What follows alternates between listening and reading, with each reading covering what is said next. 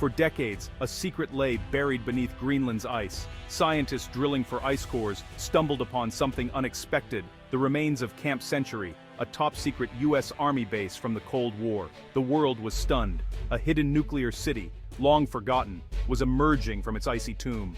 This wasn't just a research station, it was a military outpost, part of a secret Cold War strategy.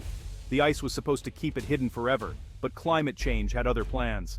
Headlines screamed, "Loster Ender Doin Emmer D Ender on Ender in Lost Nuclear City Found."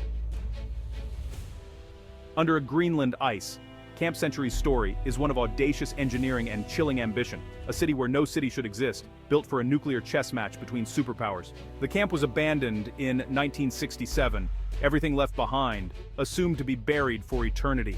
But the ice is melting, peeling back layers, and exposing toxic remnants of a bygone era. The ghost city is re-emerging, not as a base, but as a looming environmental disaster. What was meant to be forgotten is now a global problem. The planners never imagined the ice would give up its secrets. Now the world must face the consequences of secrets buried in the cold. Camp Century is more than an archaeological find. It's a warning. The past is thawing, and its dangers are coming to light. The secret they tried to bury is now a problem for the entire world. In 1959, at the height of the Cold War, the US Army set its sights on Greenland. Officially, Camp Century was a scientific research station, a place to study Arctic survival and drill deep into the ice. Unofficially, it was a strategic military outpost, hidden from Soviet eyes. Greenland's location made it the perfect launchpad for missiles, shortest route between the US and the Soviet Union. Engineers carved a city out of ice, 150 miles inland, using massive trenching machines. Tunnels housed everything: sleeping quarters, a cafeteria, hospital, library, even a movie theater. The city was self-sufficient, protected by a mile of ice.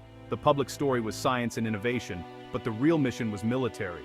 Camp Century was a prototype, a test for something much bigger. The Army claimed to be studying ice and cold weather operations, but beneath the surface, a darker plan was taking shape. The base was invisible to satellites, perfect for secret operations. The project was bold, expensive, and shrouded in secrecy.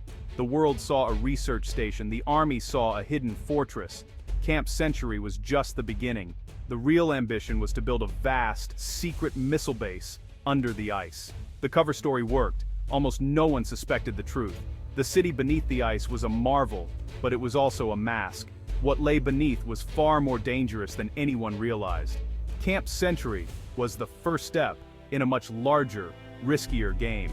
Life at Camp Century was unlike anything on Earth. Soldiers and scientists lived 25 feet below the surface, in a maze of tunnels called Main Street. Prefabricated buildings housed up to 200 people, complete with a barbershop, church, and recreation room. The camp's heart was the world's first portable nuclear reactor, providing heat and electricity in the frozen wasteland. Hot showers and warm rooms were luxuries in the Arctic, but the reactor brought new dangers: radioactive waste in a pristine environment. Despite modern comforts, the cold was relentless, the isolation immense. Morale was a constant battle. Movies, sports, and hobbies helped, but anxiety lingered. Scientists drilled the first deep ice core, unlocking secrets of Earth's climate. Soldiers tested survival gear, pushing human limits in the extreme cold. Every day was a test of endurance and ingenuity, yet most residents had no idea they were part of a much larger experiment. The scientific work was real, but it was also a cover. Camp Century was a proving ground for something far more ambitious. The men were pioneers and pawns. The tunnels were both a marvel and a trap. They were living on the edge of a secret that would haunt the world decades later. The real reason for Camp Century was Project Iceworm, a plan as audacious as it was dangerous. The Army envisioned thousands of miles of tunnels beneath Greenland, hiding hundreds of nuclear missiles aimed at the Soviet Union. These missiles would move on underground tracks, making them impossible to target.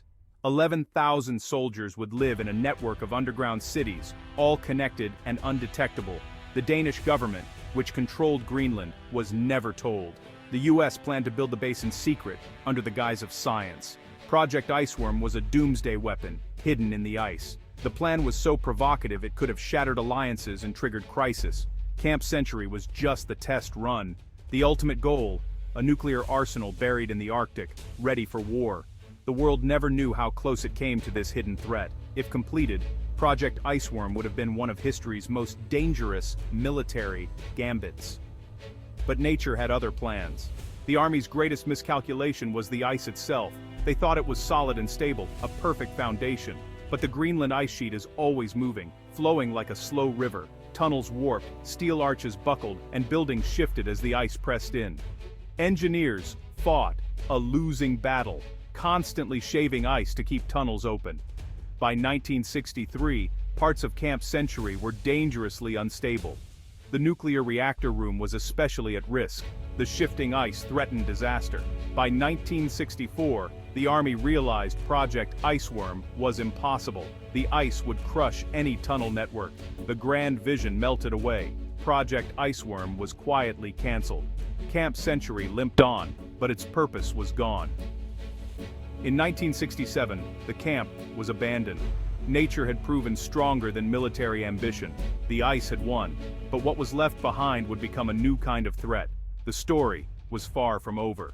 When Camp Century was abandoned, the Army took the nuclear reactor but left almost everything else. They assumed the ice would bury the waste forever. What remained was the garbage of a city buildings, equipment, and hazardous waste. Diesel fuel, human waste, and chemicals like PCBs were dumped into pits, expected to freeze for eternity. Most dangerous was the radioactive coolant, over 240,000 liters left in the ice. For decades, the world forgot about Camp Century. The Cold War ended, and the secret stayed buried.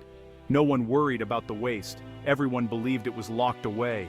The planners were confident in their calculations. The ice, they thought, would be a permanent coffin. But the Arctic was changing.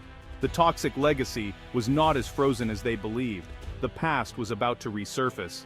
The Army never anticipated their true enemy: climate change. In the 1960s, global warming was barely a theory. Today, the Arctic is warming twice as fast as the rest of the planet. Greenland's ice is melting at record rates, thinning the sheet above Camp Century. Instead of being buried deeper, the base is rising toward the surface. In 2016, scientists warned that by 2090, melting will expose the buried waste. Diesel, PCBs, and radioactive coolant will be released into the environment. The toxic time bomb will detonate, polluting one of Earth's most fragile ecosystems. The forgotten base is now a modern threat. As the ice melts, the danger grows. The solution of the past is a nightmare for the future. The world must act before the poison escapes. Camp Century's waste threatens the Arctic's delicate balance. Meltwater will carry toxins to the coast, contaminating the marine ecosystem. PCBs will climb the food chain, poisoning seals, polar bears, and people. Indigenous communities rely on these animals for food and culture. If their food is contaminated, it's a public health crisis and a cultural tragedy. Radioactive waste adds another layer of risk, its long-term effects unknown. The people of Greenland, innocent of the Cold War's secrets, now face the consequences. The Arctic, once a symbol of purity, is at risk from a hidden past. The poison is coming, and it threatens generations to come. Camp Century's toxic legacy has sparked a diplomatic crisis. Who is responsible for the cleanup? The US, Denmark, or Greenland? The US claims Denmark is responsible, citing old treaties. Denmark argues they were deceived about the base's true purpose. Greenland, now largely self-governing, faces the direct threat. The cleanup will be costly and complex. No one wants the bill. Greenlanders demand action, not debate. Their health and future are at stake. The standoff exposes a gap in international law. Who cleans up secret military pollution? Camp Century is a test case for the world. As the ice melts, the clock is ticking. The world must decide who pays for the sins of the past. The answer will set a precedent for abandoned military sites everywhere. The time to act is running out.